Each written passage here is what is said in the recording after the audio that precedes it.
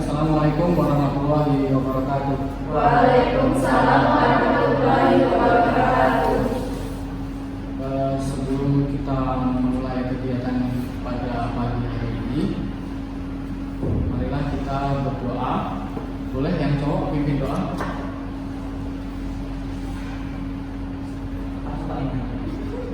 Majelis kelompok. Baiklah, ada teman-teman sebelum kita mulai bertemu kelompok pada siang hari ini, ada baiknya kita membaca doa. Pagi nak, kita settingannya pagi baik. Oh pagi, Iya. maaf. Ulang. Ada teman-teman sebelum kita melakukan bertemu pada pagi hari ini, ada baiknya kita membaca doa menurut agama kepercayaan masing-masing. Berdoa mulai.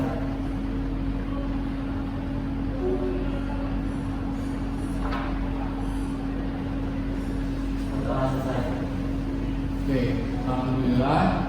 Semoga kita diberikan kelancaran dalam kegiatan bimbingan dan konseling dalam layanan konseling kelompok ini. Nah, sebelumnya Bapak tanya dulu, bagaimana kabarnya anak-anak semuanya? Baik ya. Semoga baik dan terus tambah baik. Oke, sebelum kesini tadi pelajaran siapa? Bu Lofi ya, ekonomi ya. Oke. Oh iya, ini semuanya satu kelas ya. Nah, sebelumnya ini kelas 11 IPS 2.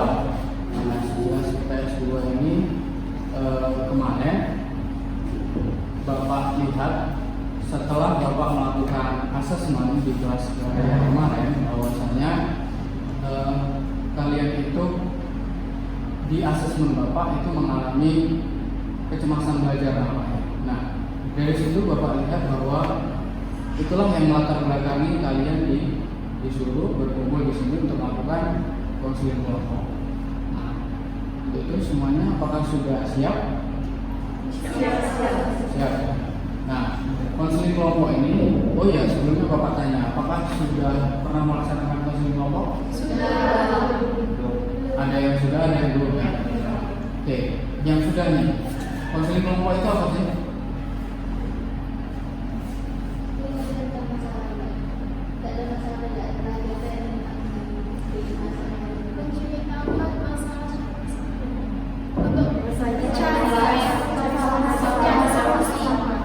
Mencari secara bersama-sama.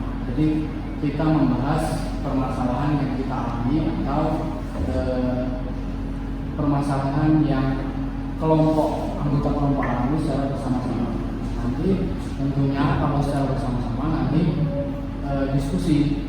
Jadi sesama kalian, baik Bapak sebagai pemimpin kelompok, kalian sebagai anggota kelompok itu berdiskusi, bertukar pendapat dan juga memecahkan dan mencari solusi secara bersama-sama. Nah, sebelumnya di konseling kelompok ini ada 3 asas.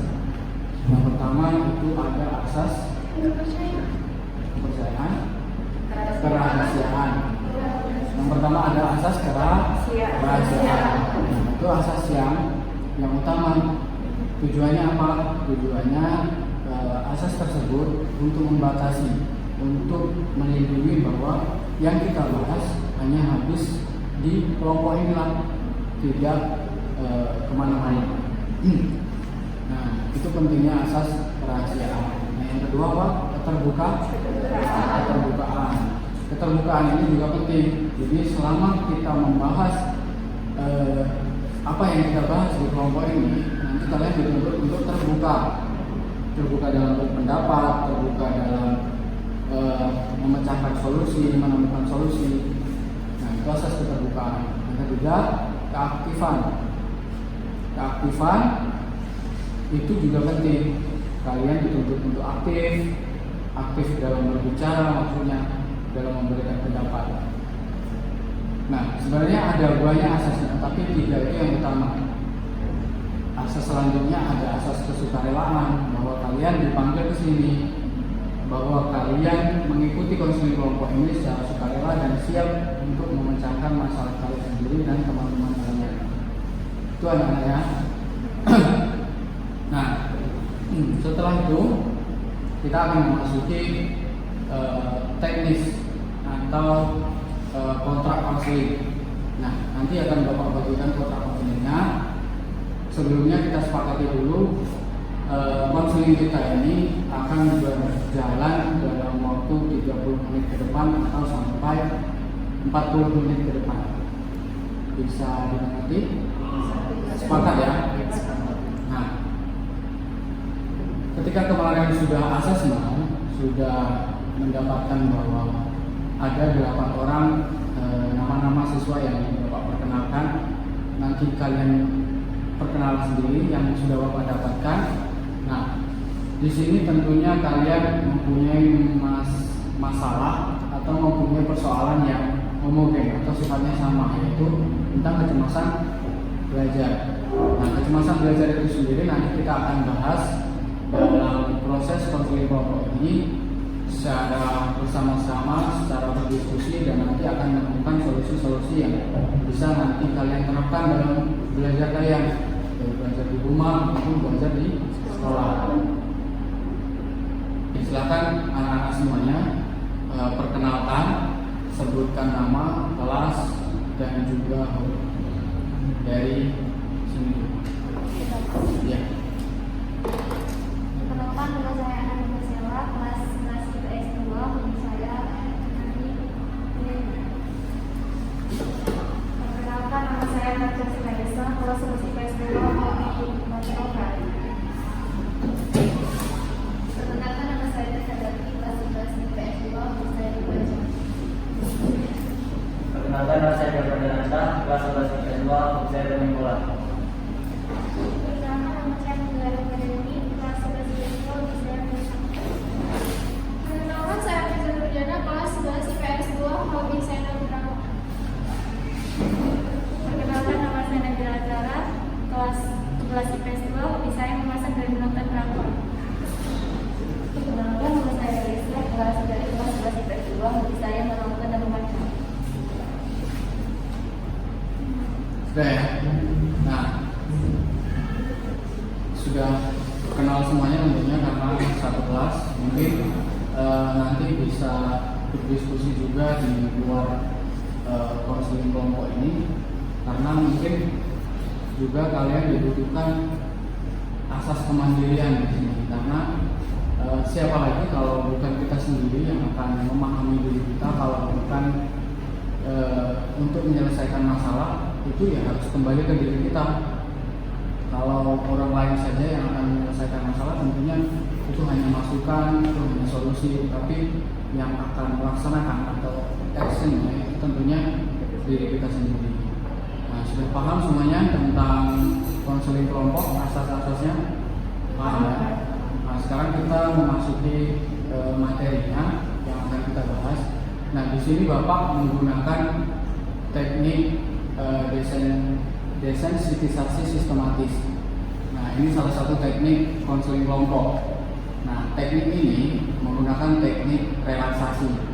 Nanti Bapak akan menggunakan media musik relaksasi yang tujuannya adalah untuk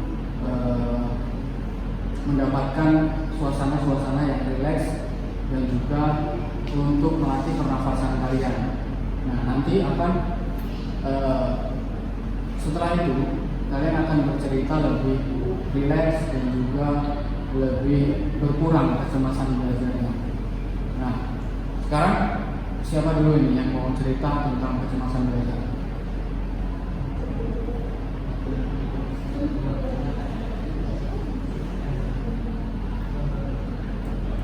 Boleh 2 orang, boleh 3 orang. Misalnya kecemasan belajar itu disuruh suruh maju, mungkin suruh ngomong, itu nggak bisa. Nah, apa yang melatar belakang itu? Cerita dari awal. Misalnya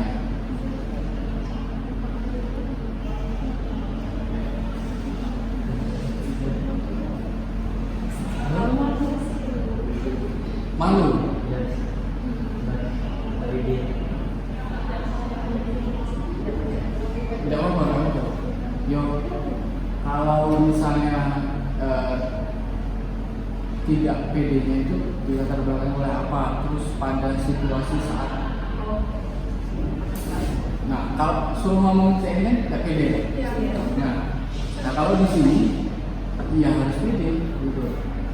Lain dengan di kelas yang kalian mengalami kecemasan belajar, tapi kalau di sini kita akan membahas kecemasan belajar. Jadi, ya dihilangkan dulu. Anggap saja kita semuanya teman adalah tempat kita mencari solusi. Dan anggap saja kita ya sama-sama mengalami kecemasan belajar, jadi harus saling bertukar pikiran. Apa misalnya?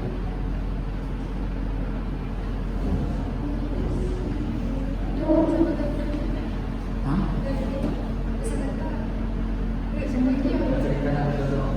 Oh iya boleh.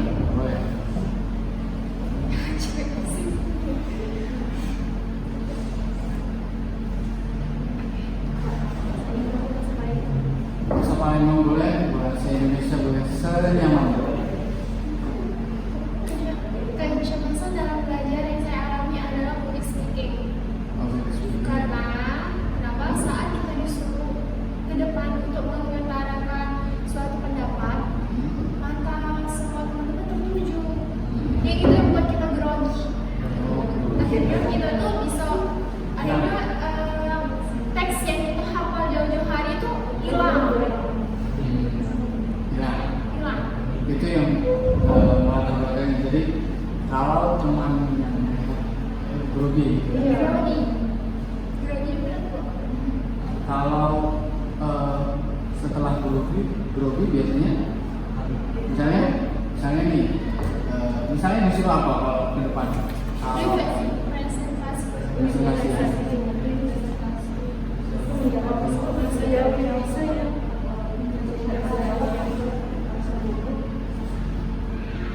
Itu kalau sudah grogi hilang.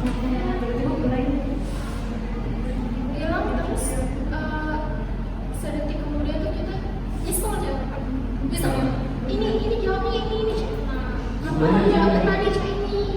Sebenarnya ini tadi setelah grogi apa ini? Iya. Tidak sesuai. Padahal setelah kita lihat sebenarnya ini yang kita jawab. Itu termasuk kecemasan belajar, kecemasan juga sih. Jadi kita akan mengalami kecemasan belajar atau kecemasan dalam tanda kutip, ya seusia kalian tentunya kecemasan belajar, kecemasan apa lagi yang harus dikhawatirkan kan kalau dalam kelas.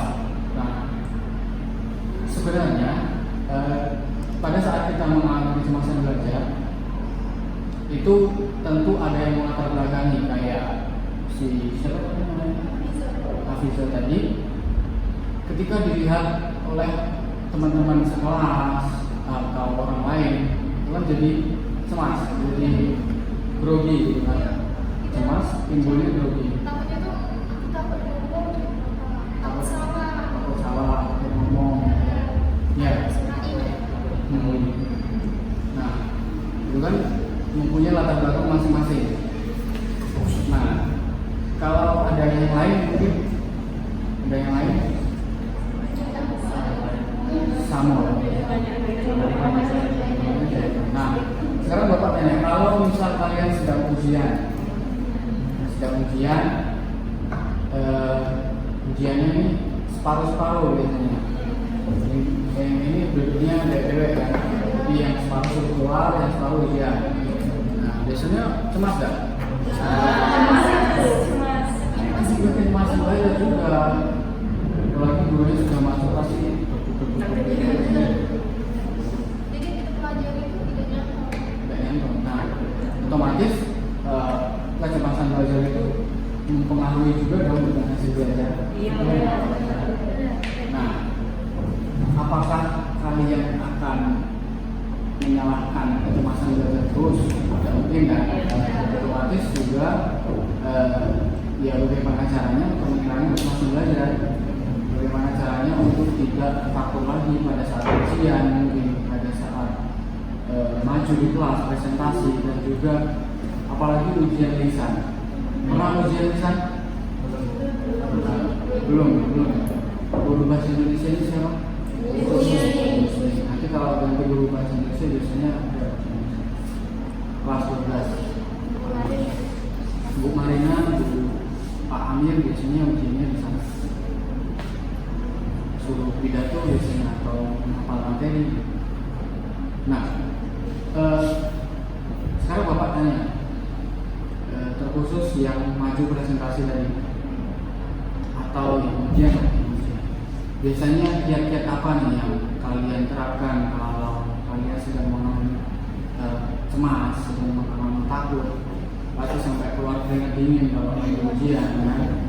Pasti sampai tangannya dingin, sampai tremor kan? Megang-megang tremor kan? Nah, biasanya kiat-kiat apa nih? Satu-satu yang mengalami dari sini. Biasanya cara yang untuk tidak mungkin kan dari jam pertama sampai terakhir pelajaran cuma asal semua. Nah, cara untuk menegakkan itu tuh biasanya apa? Kalau aku sih mungkin mengalihkan pikiran dari yang dipikir macam-macam itu pikiri kalau yang tenang. Jadi pikir itu bakal lama-lama bakal dengan jadi tidak terpikir lagi masalah yang kita hadapi tadi. Istirahat sih Pak. Istirahat. Ini namanya tarik nafas dulu. Terus tenangin pikiran dulu. Habis itu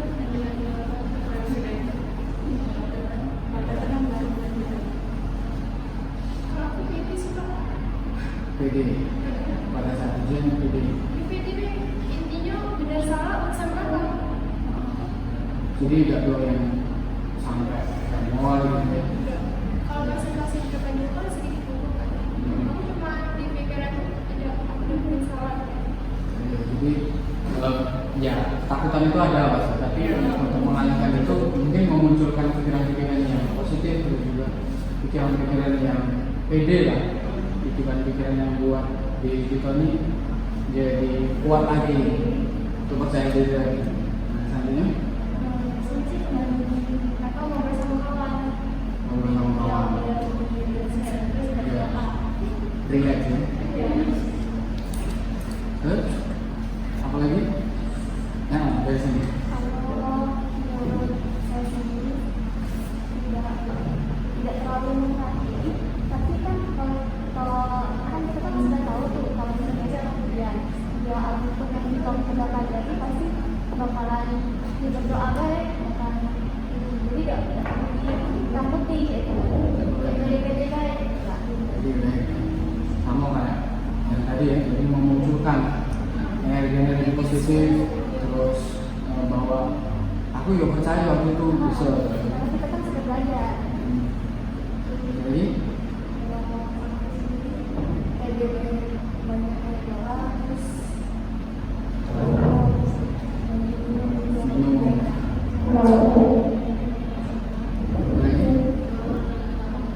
ngobrol. Kalau ngobrol itu biasanya lupa. Tapi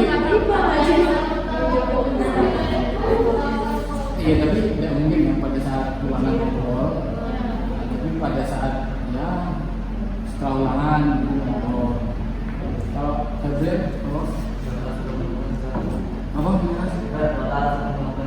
Berdoa.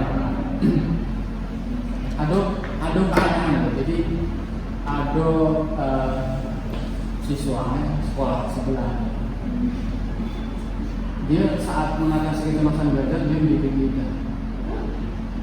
Dia biar sakit, jadi biar fokus lagi. Untuk fokus dia tuh untuk memfokuskan diri dia pada saat belajar apapun, tapi dia tidak.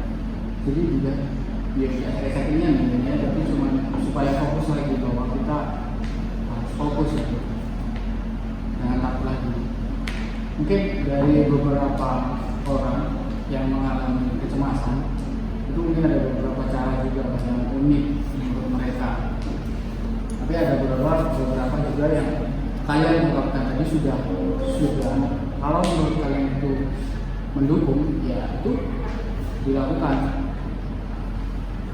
Nah, sekarang Bapak tanya lagi, kalau itu kan di sekolah, kalau misalnya di rumah, misalnya dengan keluarga, aman, kecemasan,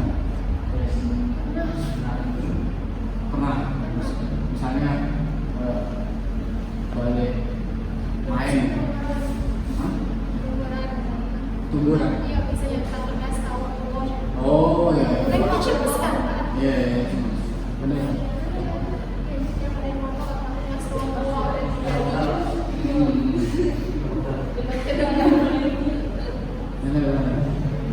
Jadi kalau misalnya kalian pernah lihat orang pernah jenguk uang berbala, jadi saking ekstrimnya uang berbala itu kalian sampai cemas. Nah itu akhirnya terbawa juga pada saat di sekolah. Misalnya kalian ada guru ini killer nih, misalnya yang menurut kalian killer.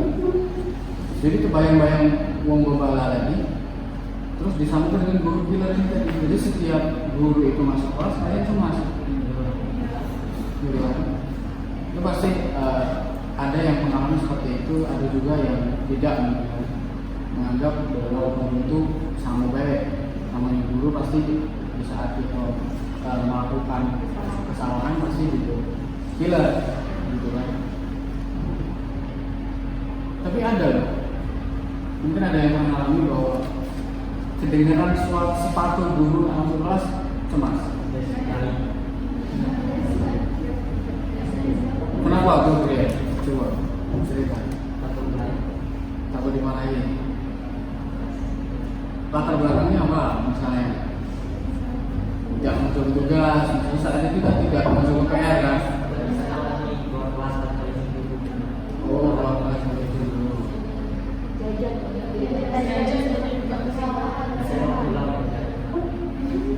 Kesalahan. Nah, itu juga kecemasan sementara yang bisa dialami kita. Nah, kalau misalnya semuanya pernah mengalami kecemasan yang ada di sini, tentunya kembali ke diri kita, kembali ke kalian masing-masing tadi sudah menunjukkan bahwa solusi apa yang tepat untuk mengalami kecemasan yang kalian alami. Apakah tadi dengan ngobrol, apakah tadi dengan ketawa sampai ngobrol sampai ketawa, atau berdoa bahwa aku bisa itu kan ada versi kalian masing-masing. Nah tapi Bapak di sini ada trik dan tips mengurangi kecemasan belajar. Pause dulu. Nah sekarang kita akan memulainya, teknik desensitisasi sistematis atau teknik yang bisa disebut relaksasi pernapasan. Ini hanya relaksasi pernapasan yang mungkin bisa digunakan atau bisa kalian terapkan di kelas maupun di rumah. Di dalam relaksasi ini kita hanya bisa mengatur nafas kita sambil mendengarkan apa yang diinstruksikan oleh Bapak. Nah, kalau di rumah, kalau kalian di rumah atau sedang sendiri, mungkin kan tidak ada instruksi, tidak ada yang menginstruksi. Nah, itu kalian bisa menginstruksi kalian diri sendiri. Misalnya sedang mendengarkan musik, tidak harus ini musiknya, tidak harus yang Bapak putarkan. Tapi apa yang membuat kalian nyaman musik ini hanya kita mempraktikkan teknik tersebut agar tereduksi atau terkurangi masalah kecemasan belajar yang kita alami. Setidaknya kita sudah mengetahui cara apa yang efektif yang akan mengurangi permasalahan-permasalahan. Bisa kita mulai? Nah, sekarang duduk dalam posisi ternyaman. Mau sandaran ayam kaki.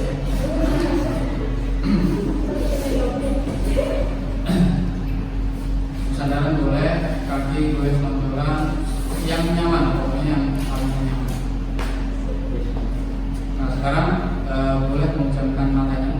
Mau nunduk boleh, mau begitu boleh.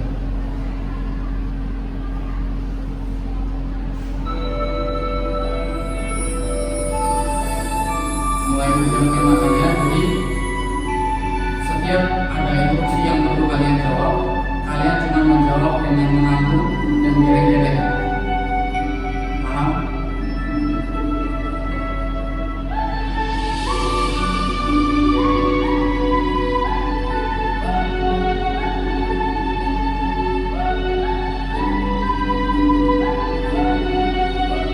Oke, sekarang tarik nafas dari hidung, keluarkan, tarik nafas lagi, keluarkan. Sekarang bernafas seolah-olah kalian bernafas senyaman mungkin.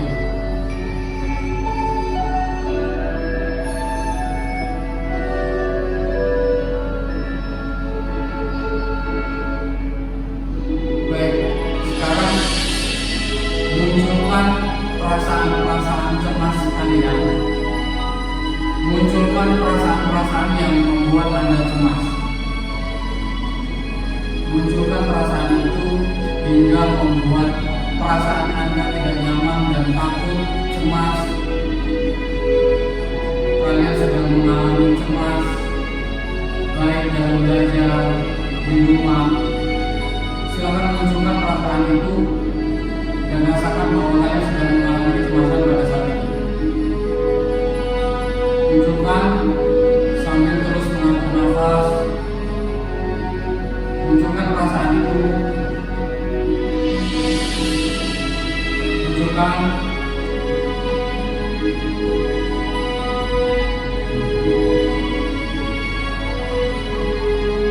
Kalian benar-benar mengalami kecemasan pada saat ini.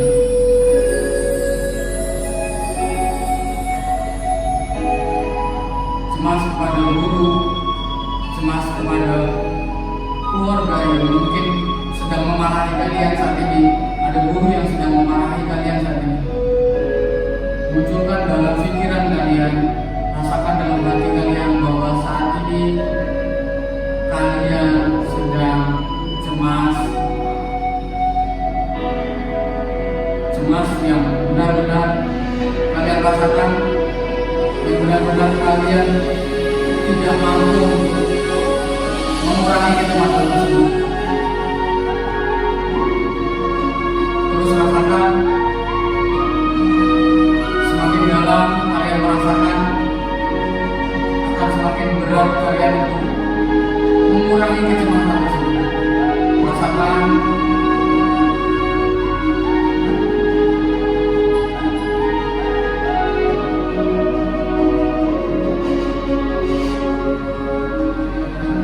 Sekarang tarik nafas kembali. Tarik nafas dalam, keluarkan. Tarik nafas lagi, keluarkan. Kecemasan Anda masih ada, masih terasa di dalam pikiran kalian bahwa kalian merasakan kecemasan. Sekarang pikirkan satu solusi. Pikirkan bahwa kecemasan itu harus berakhir pada kali ini. Kecemasan itu harus berakhir pada detik ini juga. Di ruangan ini juga kecemasan itu akan berakhir. Pikirkan satu solusi. Pikirkan,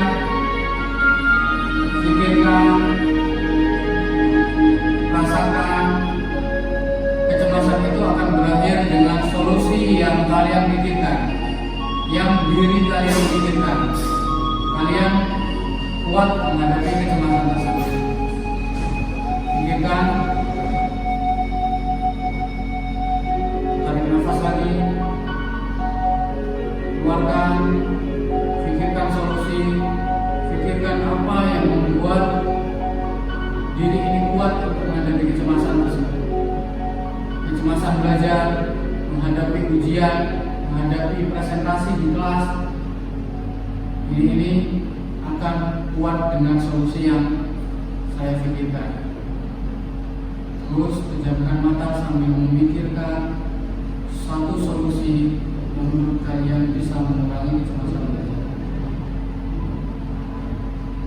Pejamkan matanya, tetaplah untuk memikirkan satu solusi.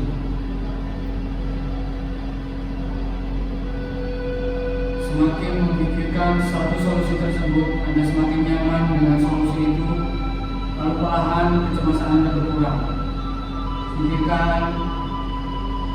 Pikirkan satu solusi, tetap bernafas dengan keadaan nyaman kalian, dan sekarang kalian berada dalam suatu kenyamanan yang membuat kalian lebih tenang.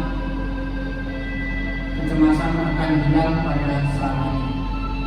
Pikirkan kecemasan akan hilang pada hari ini, di ruangan ini, bersama teman-teman, bersama guru.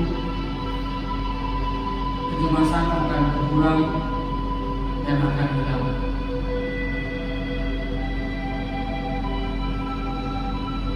Tarik nafas satu kali, ulang, tarik nafas lagi, ulang,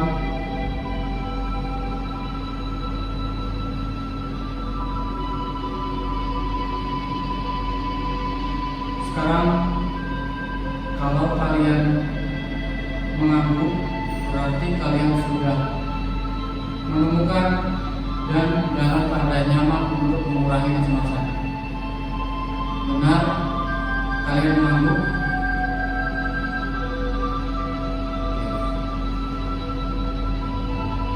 Sekarang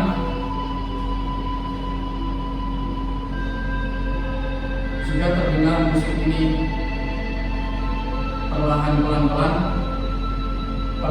juga buka mata kalian, lalu tarik nafas satu kali.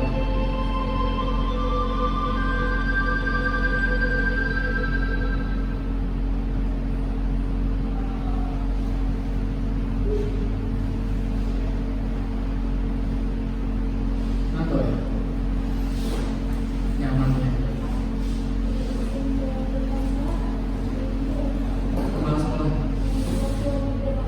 Oh boleh,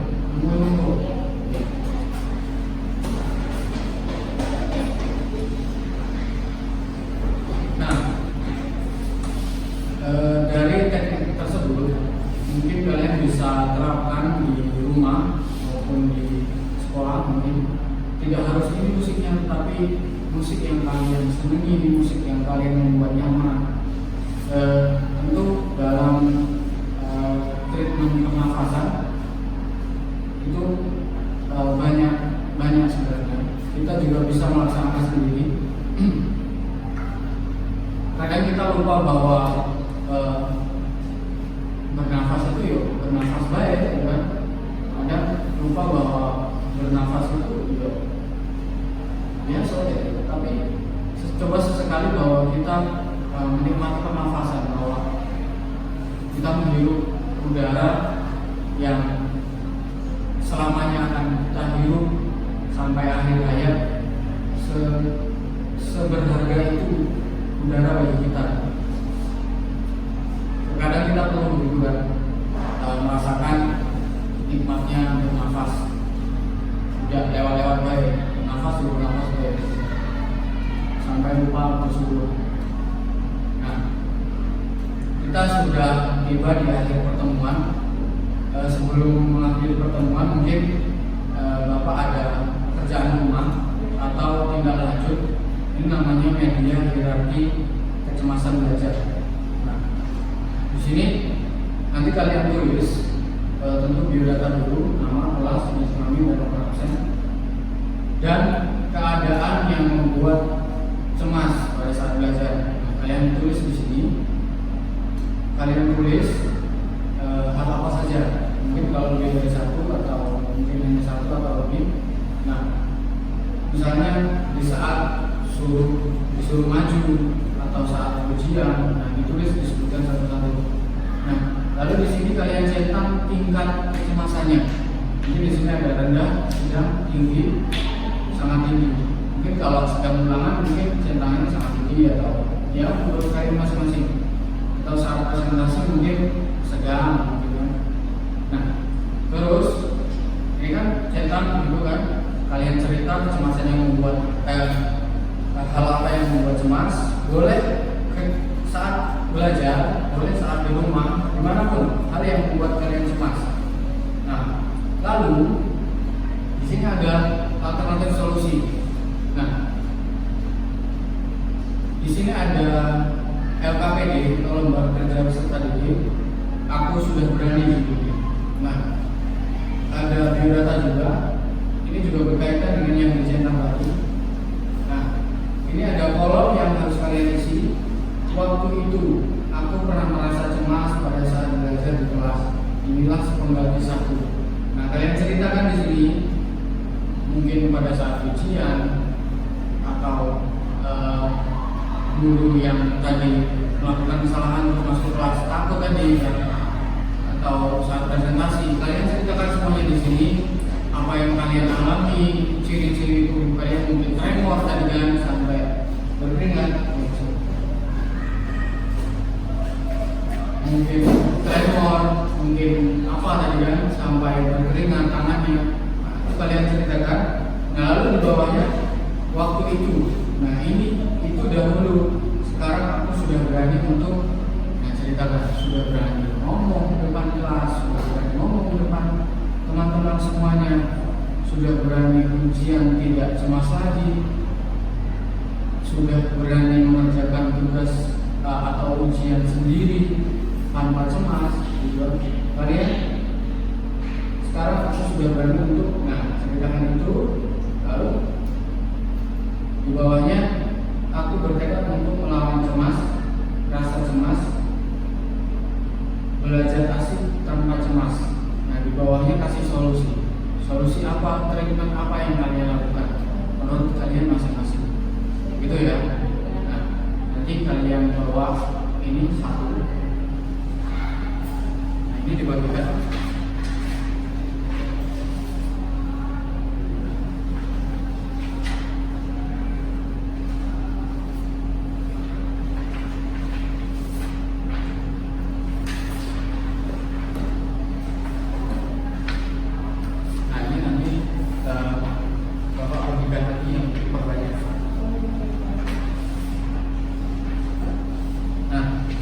Jadi mungkin itu yang perlu kalian isi itu namanya worksheet atau lembaga kerja. Nanti diisi di rumah boleh, di sekolah boleh, nanti dibuka lagi ke bapak pada saat pertemuan bimbingan konseling lagi. Nah, mungkin cukup sekian pertemuan kita hari ini di konseling kelompok. Tentunya kalian sudah mengungkapkan semua permasalahan, mengungkapkan semua solusi yang kalian dapatkan. Tentunya bukan hanya diungkapkan saja, tetapi harus diaplikasikan dalam belajar, dalam kehidupan juga harus diaplikasikan. Nah, Bapak harapkan juga apa yang kita dapatkan di dalam konseling kelompok ini tidak keluar atau tidak bercerita dengan teman-teman yang lain, karena kita sudah sepakat tadi di awal pertemuan ada asas kerahasiaan. Nah, cukup di dalam kelompok saja ini yang tahu, dan juga kalau mau berdiskusi tentang mungkin pekerjaannya itu berdiskusi dengan teman-temannya boleh, tapi teman-teman yang dalam satu kelompok. Nah, pesan Bapak satu, jangan lupa bersyukur, jangan lupa mensyukuri apa yang kita sudah dapatkan dan mensyukuri apa yang akan kita dapatkan. Bersyukur itu bukan tentang hanya mengucap alhamdulillah, tetapi juga dengan perilaku kita, menjaga kesehatan juga termasuk bersyukur, menghargai teman, menghargai sesama manusia juga termasuk bersyukur. Dengan bersyukur kita akan selalu bahagia. Kita menurut Bapak ini mungkin filosofi bersyukur adalah syarat mutlak bahagia. Tidak ada syarat lain selain bersyukur. Oke, itu saja pesan dari Bapak. Terima kasih, sukses selalu. Bapak akhiri, wassalamualaikum warahmatullahi wabarakatuh.